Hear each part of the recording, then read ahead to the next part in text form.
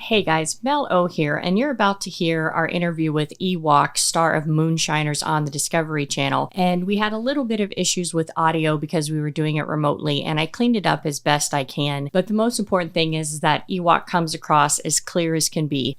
Ewok currently is fighting fires in California, and Finances the Other F-Word wants to wish him well and to be safe and thank him for his service. I hope you enjoy. Love Finances the Other F-Word and want to support the show? Become a patron by going to patreon.com/FTOFW. You'll get special features, a shout out on the air, and early releases. Or if you prefer, pick up some merchandise at financestheotherfword.com. As fantastic a CFP as Mel O is, and as wonderful an attorney as I am, please do note that anything said in our show are our opinions alone and are not meant to be taken as financial or legal advice. Welcome to Finances, the Other F Word, a Gen Xer podcast for musicians and music lovers, where we discuss money and music without all the pretentious bullshit. Here are your hosts, Zoe Terry, attorney at large, and Mel O, certified financial planner and author of Finances, the Other F Word. Listener discretion is advised.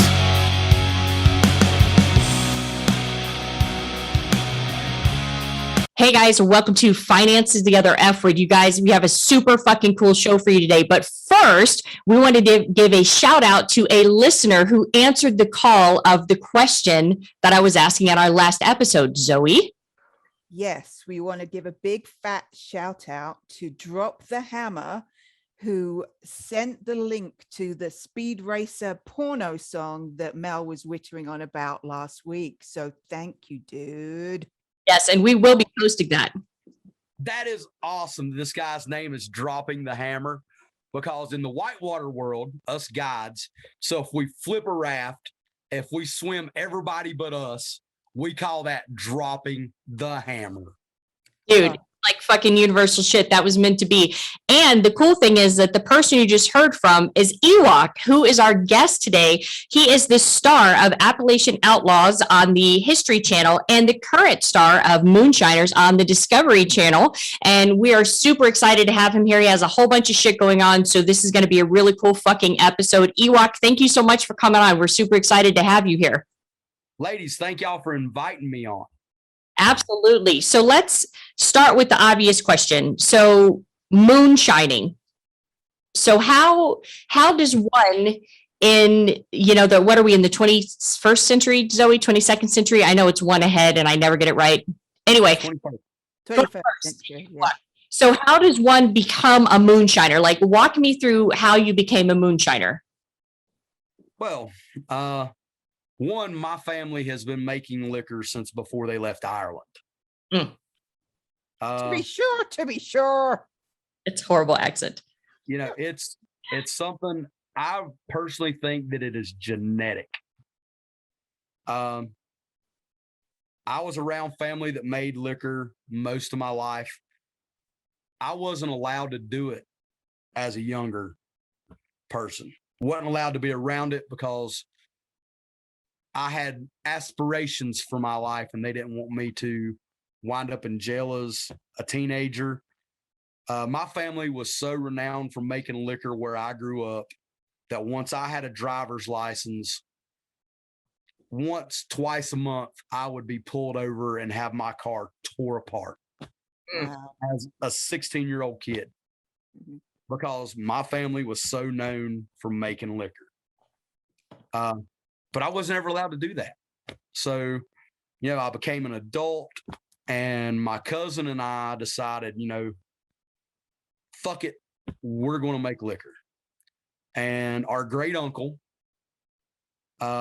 he had got busted the last time I was in my later teens.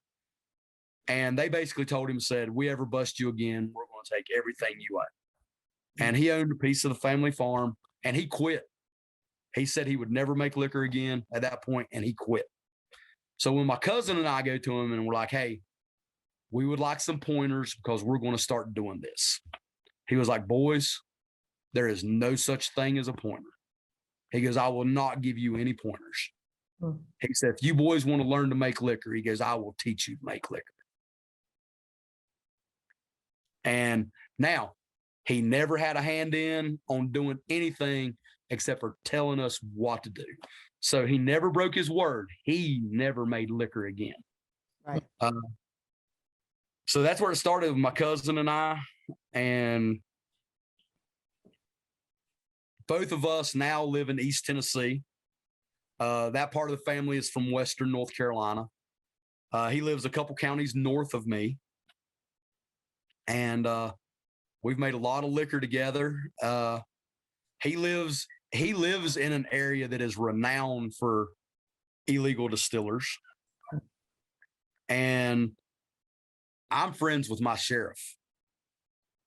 And I promised our sheriff when he ran for sheriff that he got elected, I would never make liquor in his county. Oh. And I was a man of my word. I never made liquor in his county. You just went one over? 2 counties north. There you go. Kept your word. So, and when this whole COVID thing started and nobody could find hand sanitizer, Mm-hmm. I was asked to make hand sanitizer for our county.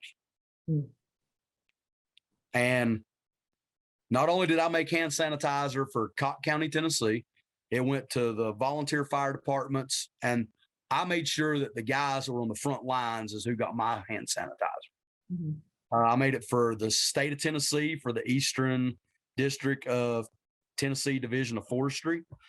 And I also sent about 5 gallons to Fort Hood, Texas, that was used at the PX at Fort Hood, because even the PX could not get hand sanitizer.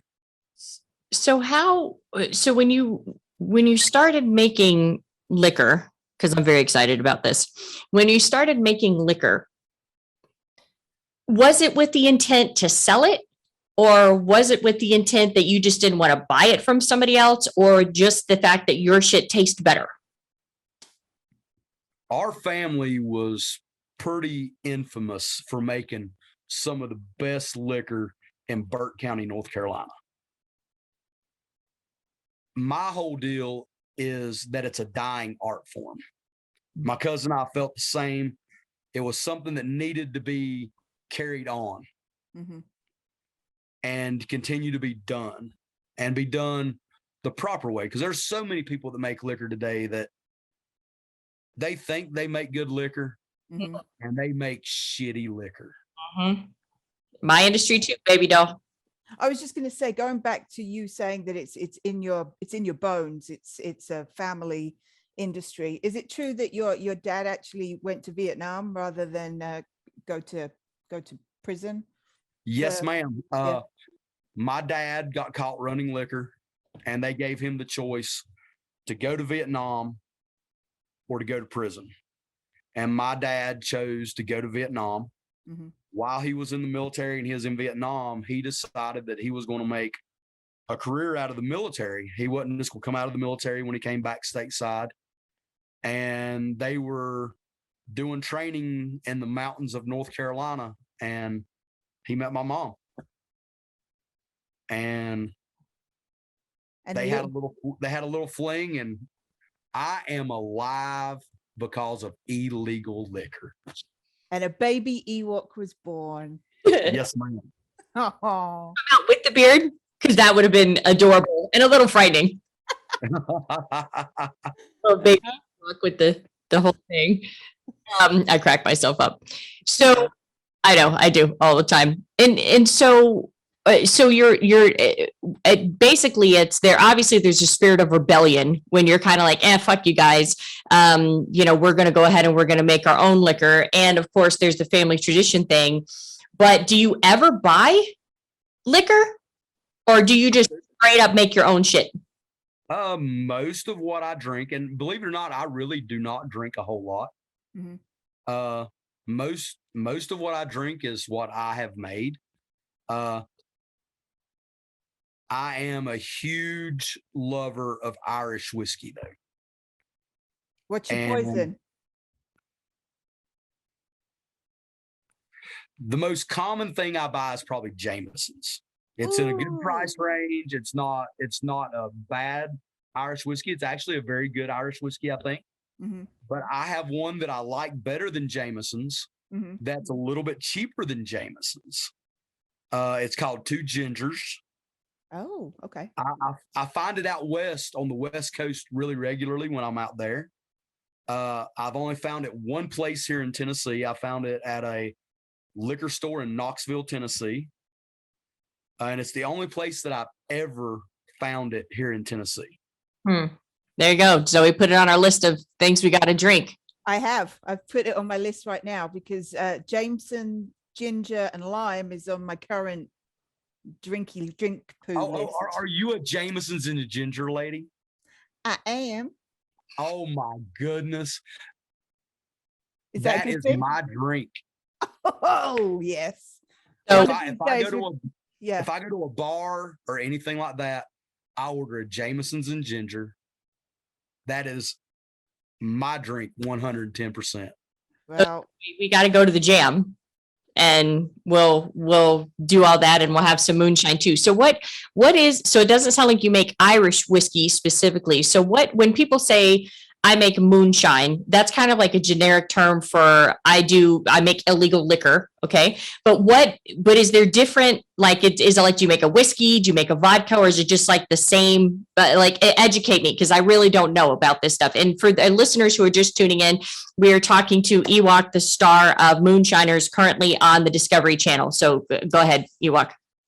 So there's whiskeys, there's brandies, there's spirits. So a whiskey is anything that is 51% grain or better. A bourbon has to be 51% corn. There's specific aging rules that go with being a bourbon. Amount of time that it's in a bourbon, the strength that it goes into the barrel as bourbon. And I'm not all 100% up on, because I've never technically made a bourbon. Okay. If people are from Kentucky, they will tell you that it's only a bourbon if it's made in Kentucky. Right. That is evidently really not a rule, because there's all kinds of people making things now they're calling bourbons that are not in Kentucky. So a whiskey is a grain spirit. A brandy is a fruit spirit. And then spirits is anything that you would make out of anything that's not necessarily a fruit or a grain. So a rum is made traditionally out of molasses, brown sugar. Right. My wife came up with this idea of a spirit a few years ago. And my daughter, she said, "Hey, I think I can make that." And it was fermenting sweet tea. Oh, then now you got Mel interested. No, I love me some tea. I love me So myself. we made 50 gallons of extra sweet tea. So we have this little franchise type fast food joints around here called a Pals, P-A-L-S. Pals has the best sweet tea of any that I've ever had. So my daughter had worked at Pals and knew their formula for making their sweet tea. So we made 50 gallons of Pals sweet tea and we fermented it off. It come out so unbelievable. It was no sweet to it, but it was tea. Oh, and it was alcoholic? And it was alcoholic. Oh, it was amazing. Clear as distilled water, but it tasted like tea. I fucking want that shit right now, Ewok. Where can I get it? Seriously, I know you can't mail it to me. Where do I meet you? I'm not even kidding you, because I fucking love tea. And of course we have a Brit, but she only drinks her tea hot, but I'm sure she would make an exception if it was alcoholic. I would. Yes. Well, now, just so you know, I have been known to send alcoholic beverages, not through the U.S. mail, because that's a federal offense. Right. For everybody who's don't do that. But FedEx and UPS says you're not supposed to do it, but it's not a federal offense if you do it. So what's going to happen is that we're gonna get him the address, Zoe, and on one of our episodes we're gonna tout how wonderful it is, and we are gonna get fucking wasted. I'm so excited about this. I haven't been so excited about liquor since yesterday. Since yesterday, but this sounds fucking amazing. So how did you? Okay, so seriously, I'm sorry, I'm hung up on the moonshine tea. So the moonshine, is it all just kind of like a liquor, or do you make different types of, like, do you make a brandy and do you make a vodka, or do you just make, whatever you make, it's fermented and then it just kind of falls under the description of moonshine? So moonshine, the term, is actually a derogatory term that was originally used by the Brits against the Scots and the Irish that made liquor by the moonlight. That carried on to become a derogatory term that Northern folks used against folks in the Southern Appalachians that made illegal liquor. It has now been an embraced term that has become pretty wide range. And really, moonshine is anything that is made illegally, right? Whether it be a whiskey, a brandy, tea, whatever. If you make it illegally, really, it's moonshine. Right. I make whiskey. I make brandies. I make rums. I made this pumpkin rum a few falls ago. Was my wife's idea. Hey, why don't you make a pumpkin rum for the fall? Yeah. And that was, oh my God. It was nice, rich pumpkin taste, nice, rich rum taste. It was awesome. And I have a rum recipe that is over 200 years old. Wow. It came off the ship that my 4 times great-grandfather bartered passage to America on. So how did you get involved with the History Channel and the Discovery Channel? I mean, that just seems like such a kind of a serendipitous kind of thing. So how did that come about? I mean, obviously you were doing illegal liquor. You've been doing it a long time. Sounds like your shit is delicious, and I'm super excited. I got to be honest with you. So how did all of that happen with, as far as you getting picked up on those channels? So the Ginseng show, which was Appalachian Outlaws on the History Channel. Yeah. They actually caught my name from 2 different directions. They were looking for somebody to take this fella down a river in a canoe and abandon him on the side of the river. Like, that was from the beginning, that was supposed to happen. Right. So one of the producers on the show had worked with me as a whitewater raft guide while he was going to college. So he was like, hey, I know this raft guy that digs ginseng. Well, the big ginseng buyer on the show, I used to go to West Virginia every fall and work a river up there called the Golly River, which runs 4 days a week. So I had 3 days a week, but while I was in West Virginia, I would go dig ginseng and sell to this ginseng buyer. Is that Tony Kaufman? Yes, ma'am. Mm-hmm. And so Tony also said, hey, I know this raft guide that digs ginseng. So that just put me in. And Bo, which was the gentleman that I knew, he was like, man, he goes, just let me show you a picture of this guy. And so he pulls up my picture on Facebook, and they're like, if that guy sounds anything like what he looks, that is the guy we want. Mm-hmm. So is that was that the first episode that you were on? Because you were on one episode of the first season, right, of Appalachian Outlaws, and then you went on to be on the second season. Is that yes, ma'am? Right? Okay. And actually, so me leaving that fella on the side of the river created this unbelievable uproar. I was the most hated man on that show. Oh my God, really? Doing that. And like, they freaked out because they didn't have any other footage of me that they could add to the show. So there were 2 more episodes that they showed me paddling away from him, saying, "I'll be seeing you, Georgia," as I paddled away, just to cause that spark again for 2 more episodes.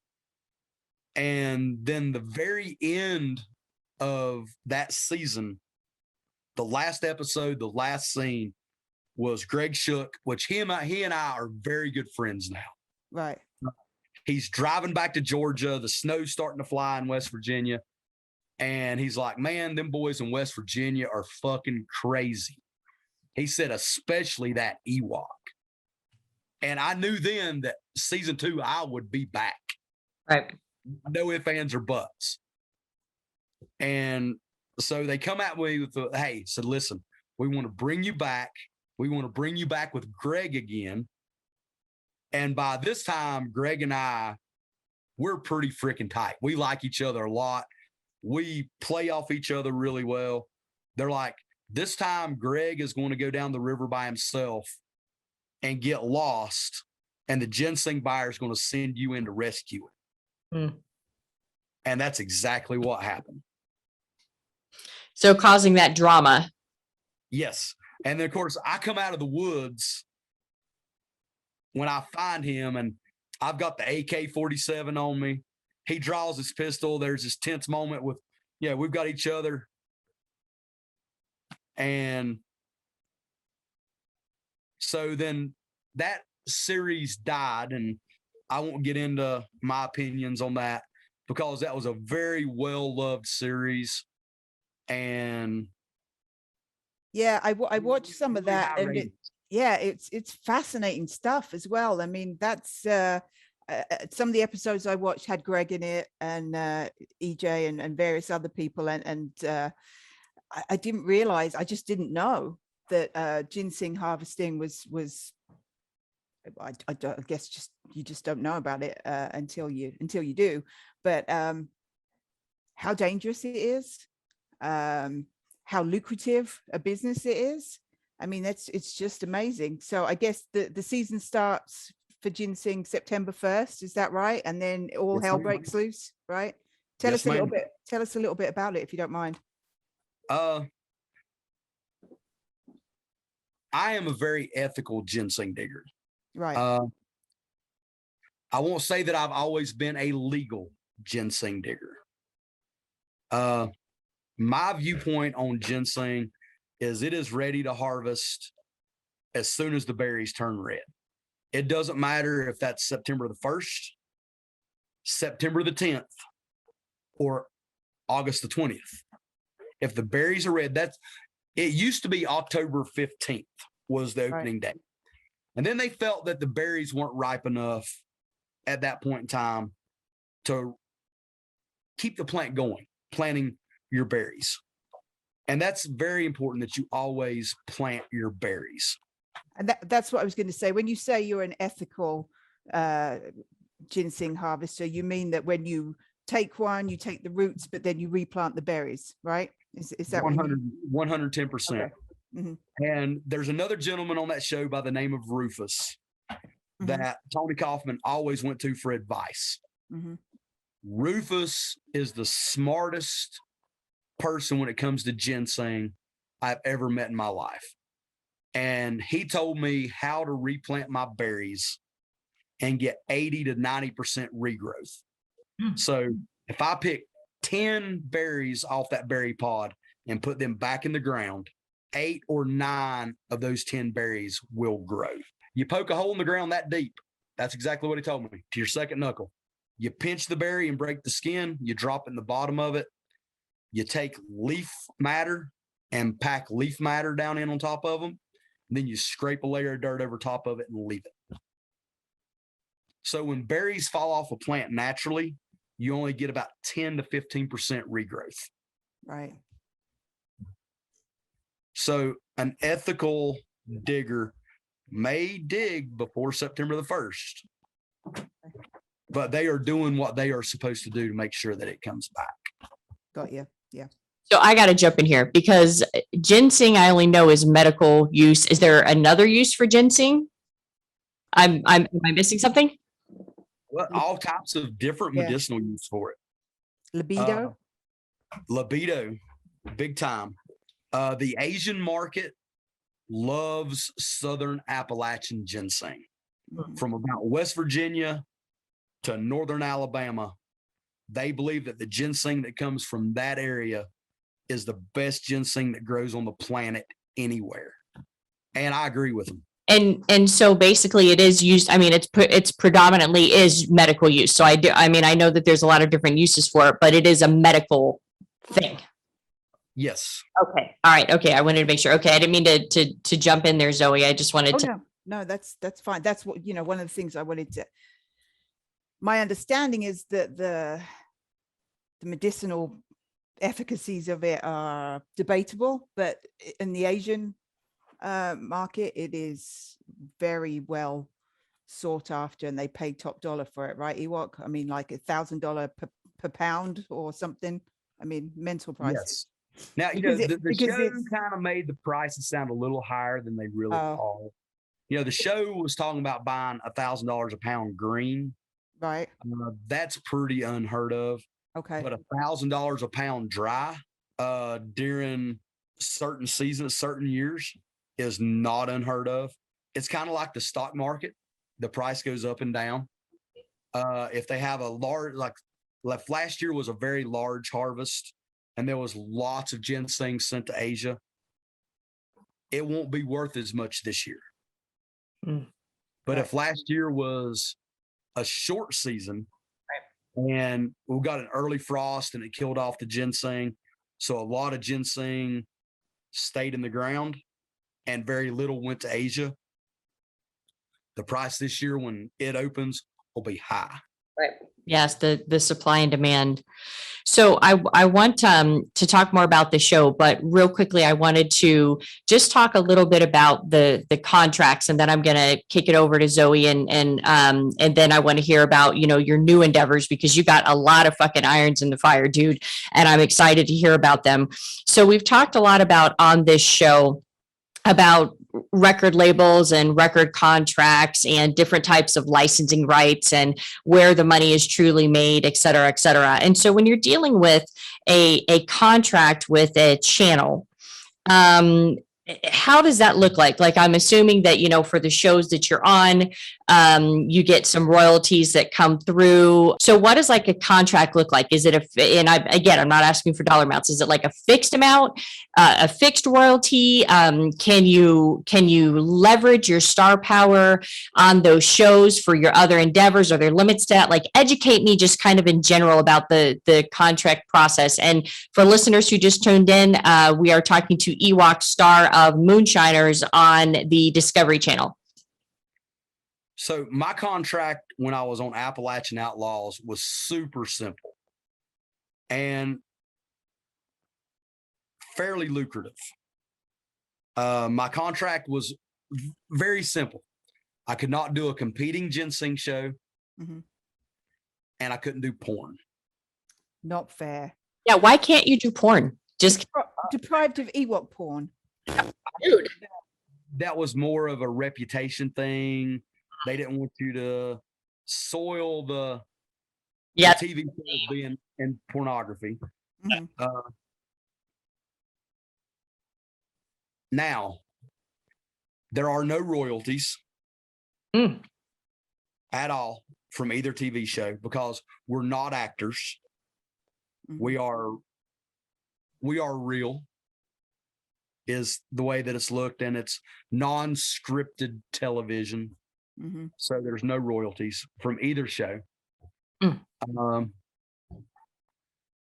can't go very far into the contract with the Discovery Channel because that is actually part of the contract. But with Appalachian Outlaws, I got paid per day that I filmed. Right. With the Discovery Channel and Moonshiners, it is per episode that you appear on. Right. And nowhere near as lucrative as Appalachian Outlaws was. But so I can't really get devied in too deep to the guy, because that, like I said, that is part of my contract with Moonshiners, is I can't really discuss my contract about Moonshiners. But I figured I can say, hey, you know, we get paid per episode instead of per day filming, and that's not giving too much away. Yeah, absolutely. But it is much more strict. Okay.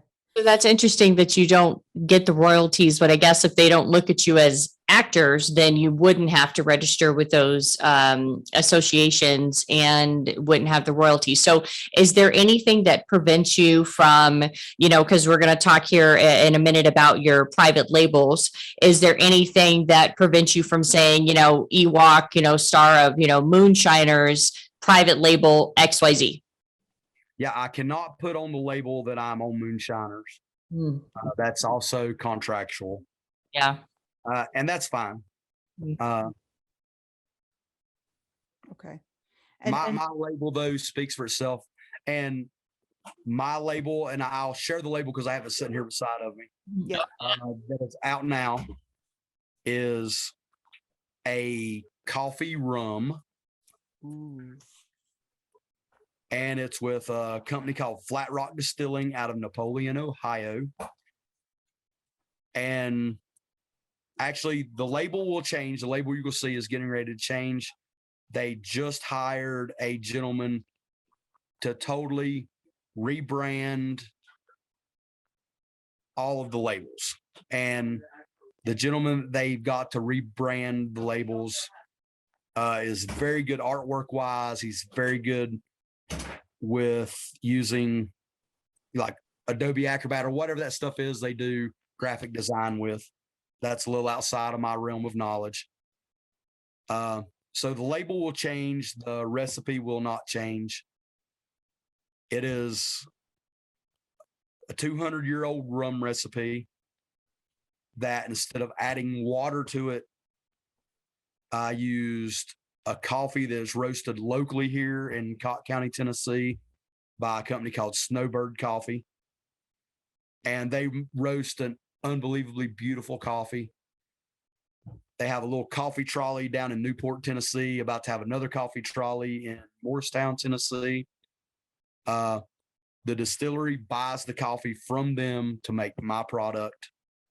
And one of the things I really, really like about this distillery, and I'm very happy that I went with them on, is they are a local source distillery.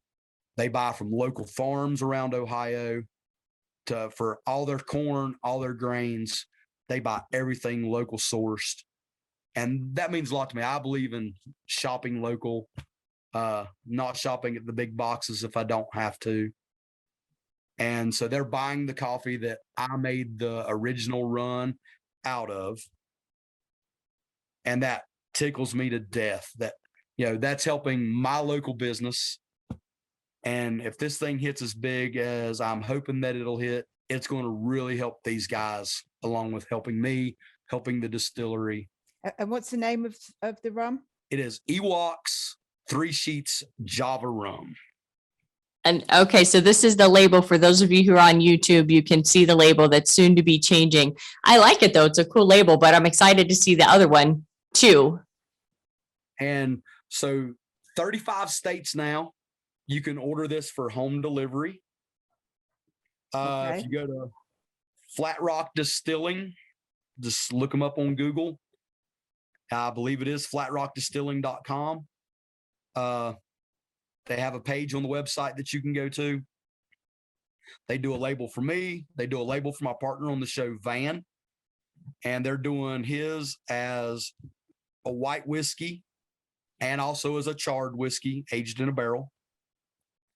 They're doing a whiskey for Way Jennings, which is the grandson of Waylon Jennings. Several other celebrities. They're also doing a label for Margin in Charge off of YouTube. If you guys have not went and seen Margin in Charge, You guys need to check out Margin in Charge. Okay. Maybe specifically the nude beach episode. Her daughter takes her places and they shoot these videos of things they're doing in certain places. And her mom was they were in Florida, and her mom was wanting to see the beach.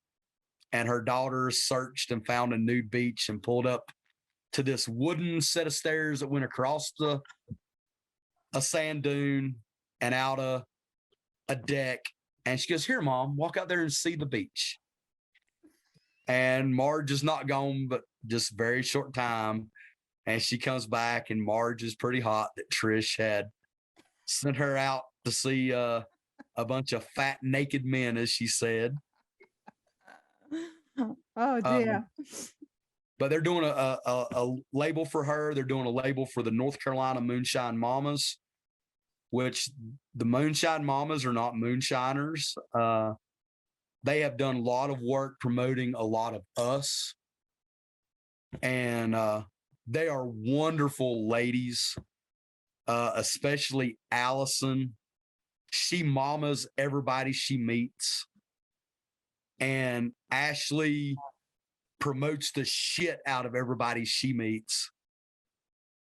They're really, really super nice ladies, and they're doing a candy apple rum for them. Ooh. And it's pretty damn good too. I have about this much left in a bottle, and then I've got the bottle they autographed for me that I'm not going to open. But party at Ewoks, man. He's like got all this fucking liquor. I'm like, dude. Yeah, exactly. I know, but good liquor, not like this shit we used to drink in high school. We were all fucking broke. Like he's got good tasting shit, you know?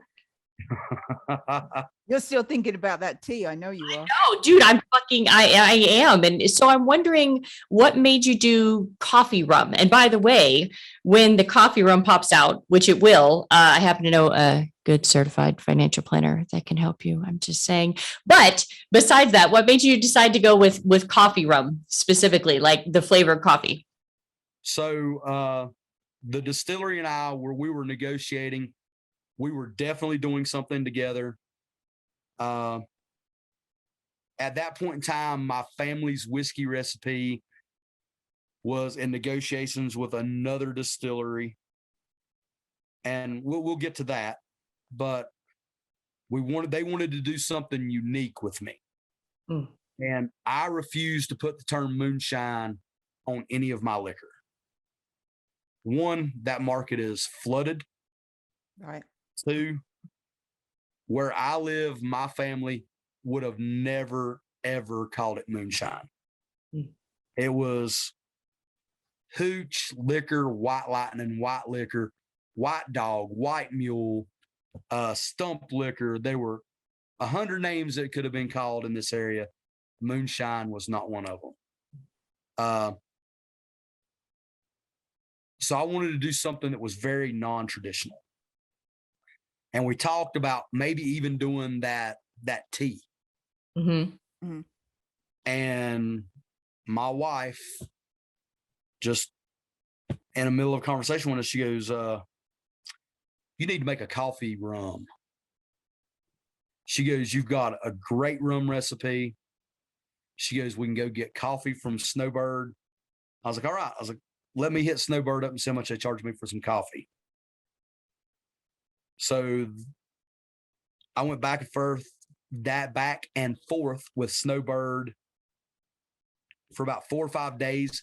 They roasted a coffee specifically for me to ferment. Wow.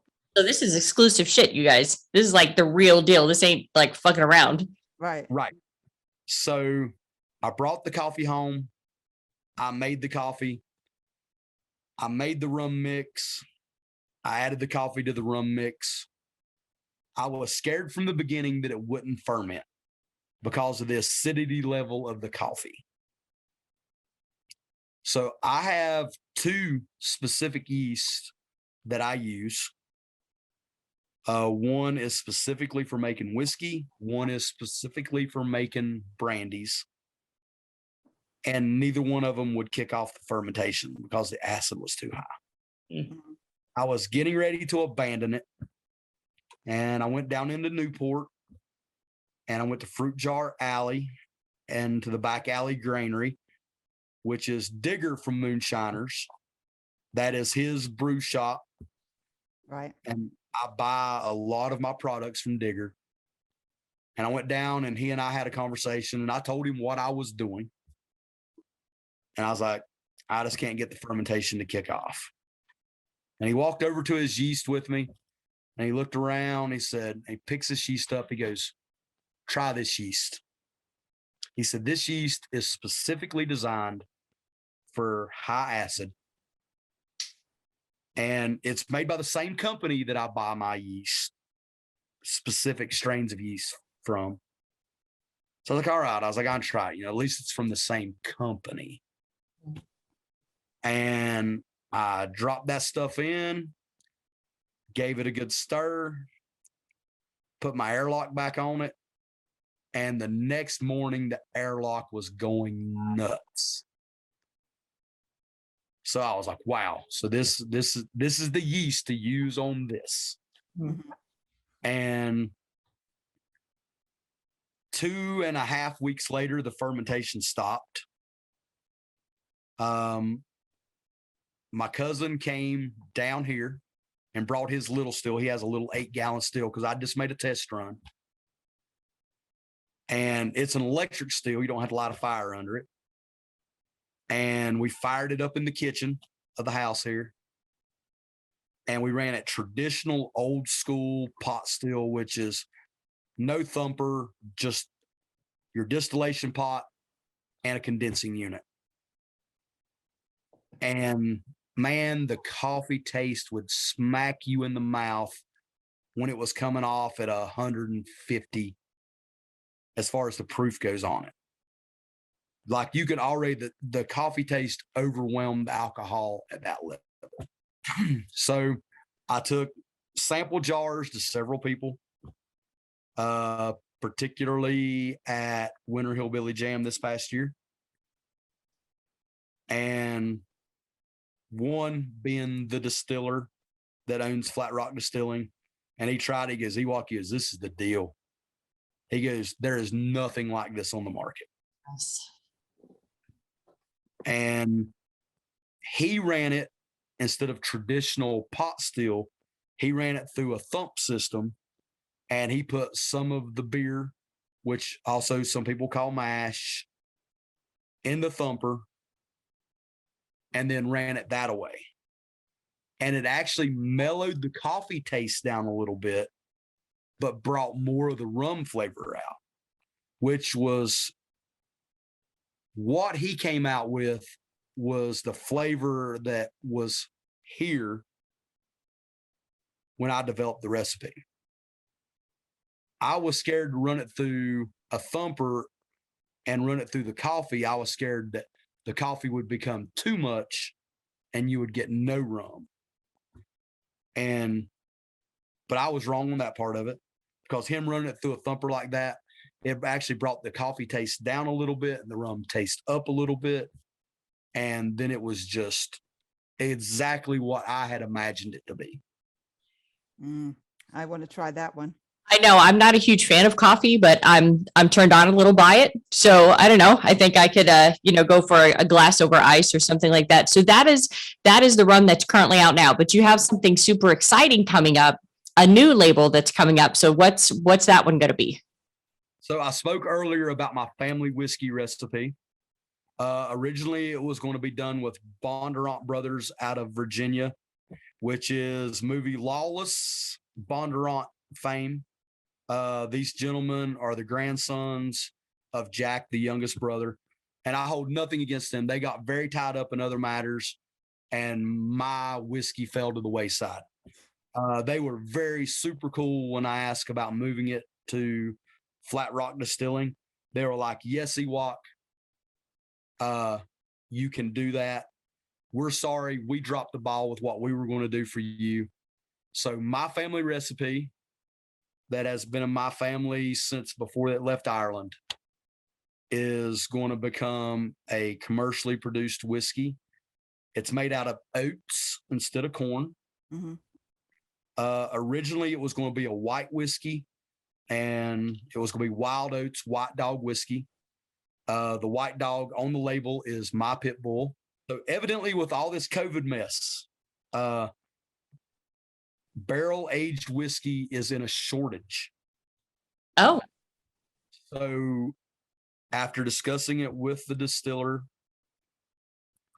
we're not going to sell mine as a white whiskey. We're going to barrel age it. And instead of calling it Wild Oats White Dog whiskey, it's going to become Wild Oats Brown Dog whiskey. And we're just going to take that same picture of the same dog, and we're just going to make him brown instead. Which one's your pit bull? He is upstairs. Oh, okay. He is about a 10-year-old white male pit bull. The biggest baby. My mother-in-law lives in the apartment above the garage back that away. And he lives with her 99.9% of the time. He has some issues with some of our other dogs not getting along. Mm-hmm. So we keep them separated. And so he lives with Raven's mom, and he is a great companion for her. Lo and behold, I think if anybody ever tried to come in on her, though, I think he would eat their ass. He loves his Grammy. Oh, good puppy. So when would we be expecting your family? Because I'm so intrigued by this. So when is this second label coming out? In the fall. We are waiting for the oat harvest to happen in Ohio. The oat that he is going to use is a traditional American oat. It's an oat that was growing here wild before the white man ever came to America. It's just been domesticated now. So I really like that issue that it's going to be a Native American oat that was here before my people ever came here. mm-hmm. And so I'm super excited about that. It's going to be barrel aged, minimum of 3 months. Probably no more than that, because we do not want the barrel taste to overrun the oat taste. Right. All right. So Ewok, I'm pulling myself together. You have, I think it's all the talk of liquor and everything else. It's made me want to get downstairs and drink some. But so you mentioned early on about how you got involved in the Appalachian Outlaws, and it was you rafting in to drop who was it off? Greg off? And Yes. leave him there. Yeah. So I understand that you actually were or are a river guide and have been for many years. So tell us a little bit about that. This summer made 26 years of being a whitewater river guide. I've guided every river on the East Coast from West Virginia south. I've guided the Deschutes River in Oregon, the Titan River in Washington. It is probably the love of my life. Mm-hmm. It started out as a one summer job, mm-hmm. and it's never stopped. Mm-hmm. Wow. And also not just a pretty face, you're also a firefighter. Did I hear that right?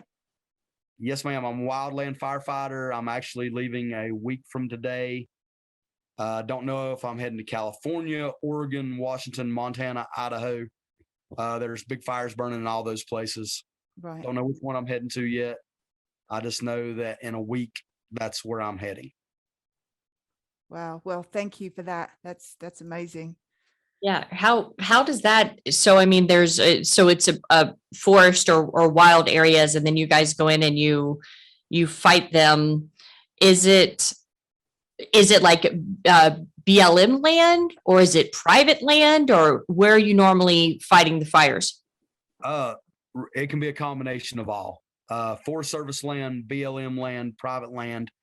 With what I do, my particular strength, what I focus on is doing structure protection. I work on a wildland engine. I'm an engine boss, so I'm in charge of a 3-man engine crew.